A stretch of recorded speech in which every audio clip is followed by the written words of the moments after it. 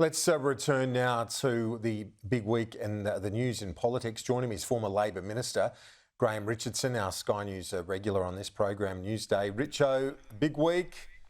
That's two of the key players for Jim Chalmers, of course, tomorrow, and then Peter Dutton with the budget reply Thursday.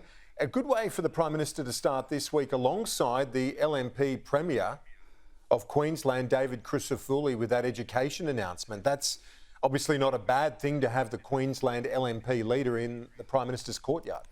No, it was a pretty good idea. And you've got to remember that the Queensland Premier, Crisafulli, is a very popular figure in Queensland. So it was a pretty good idea, and I hope we have some more of it. But by the way, it's just good to see some bipartisanship anyway. You know, we don't have enough of it in Australian politics, and there's no reason why.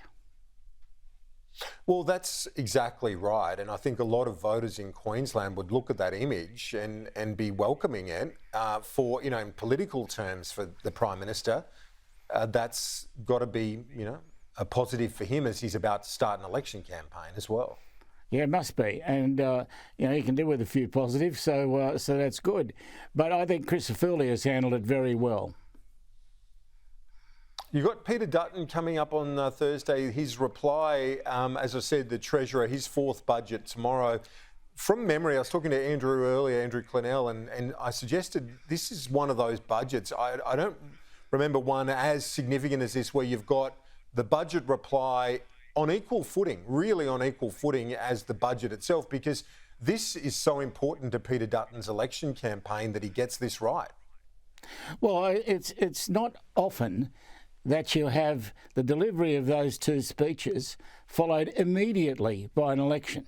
I mean, normally there's a much longer period, but we're just going to go whack straight into the election campaign.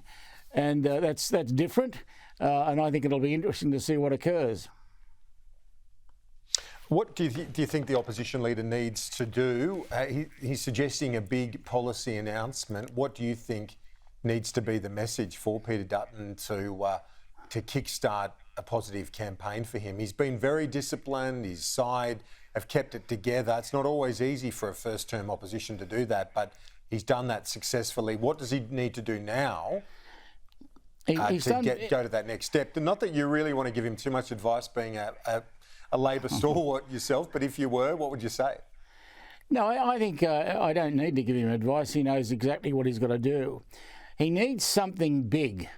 An announcement that's really big, huge, to just get everybody's imagination, get everybody's attention, and start the campaign on the front foot, going well.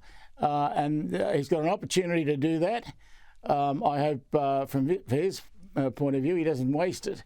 He needs to be bold and brave. They usually say beautiful with that, but I won't say that. That's taking it a bit too far. Well, Kiralee, his wife, would think that that's correct. So we know one person would. But in terms of Jim Chalmers, what does he need to do for the budget, do you think?